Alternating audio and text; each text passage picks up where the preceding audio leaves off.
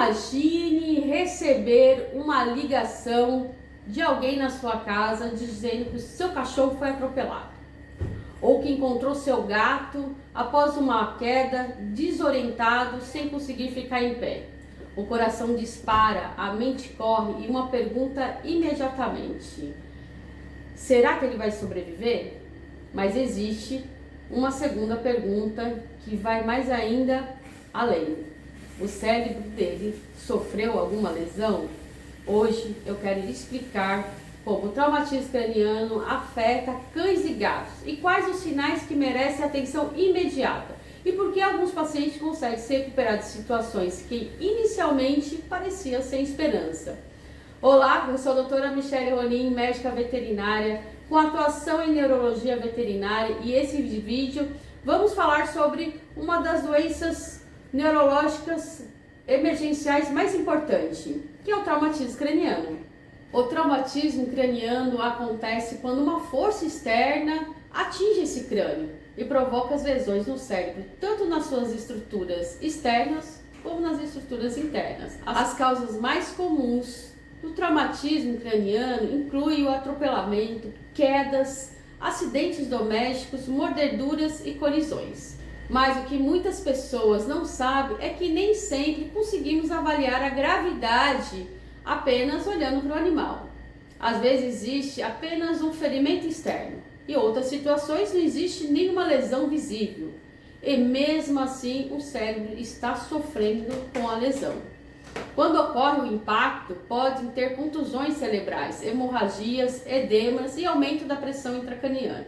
Essas alterações podem evoluir rapidamente e comprometer os sinais vitais desse paciente. Os sinais dependem da região do cérebro que foi afetada e da sua intensidade. Alguns pacientes chegam apenas quietos, hipoativos, um pouco desorientados. Também pode observar pupilas assimétricas, tremores, convulsões, andar em círculos, alterações de comportamento e redução do nível de consciência. Nos casos mais graves, o paciente pode responder adequadamente a estímulo ou não responde nenhum estímulo e pode entrar em coma. Pode apresentar crises convulsivas uma atrás da outra. E aqui existe um risco extremamente importante. Nem sempre os animais apresentam alguns sinais clínicos imediatamente. Alguns pacientes parecem relativamente bem logo após a queda, mas começam a apresentar alguns sinais clínicos após esse acidente, algumas horas e até alguns dias. E por isso que o traumatismo craniano merece uma avaliação neurológica. Uma das primeiras etapas é realizar esse exame neurológico completo, avaliar o estado mental, a marcha, os reflexos, as respostas das pupilas e as respostas dos nervos cranianos. Cada uma dessas informações vai ajudar a entender a região do sistema nervoso que foi acometido.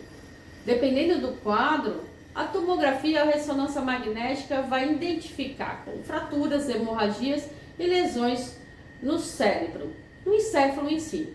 Muitas decisões importantes começam mesmo antes do exame avançado, da ressonância magnética, porque começamos a observar alguns sintomas no paciente.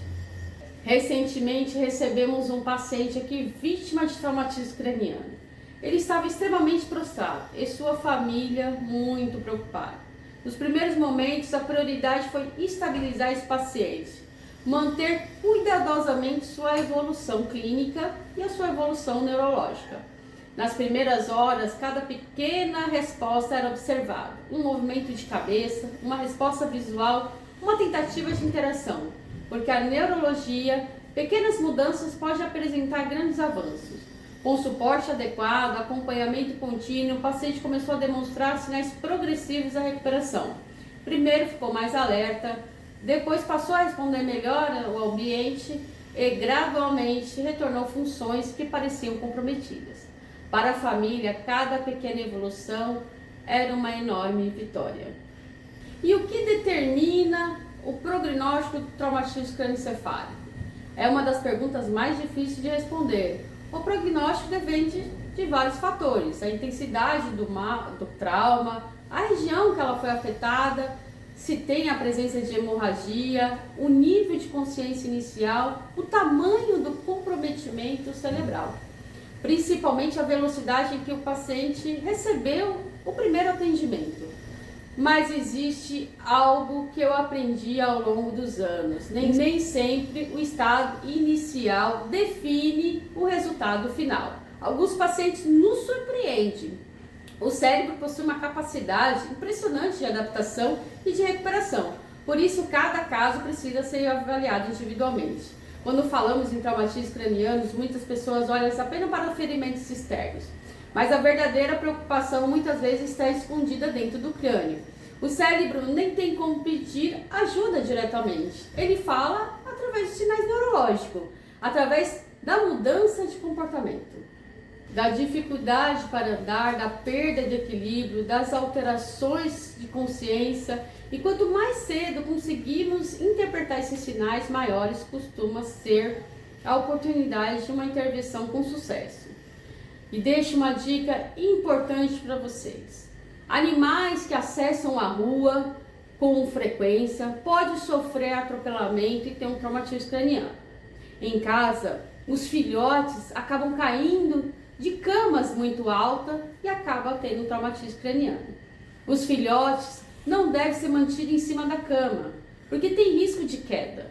E nessas quedas, o filhote apresenta um traumatismo craniano. A maior recorrência de consulta neurológica aqui por traumatismo craniano foi um filhote que caiu do sofá e acabou apresentando algumas lesões neurológicas que conseguimos rapidamente intervir, tratar e demos uma qualidade de vida ótima, sem sequela para esse paciente. Mas ficou um grande susto para a família nunca mais deixar esse filhote em cima da cama. Então fique esse alerta para vocês.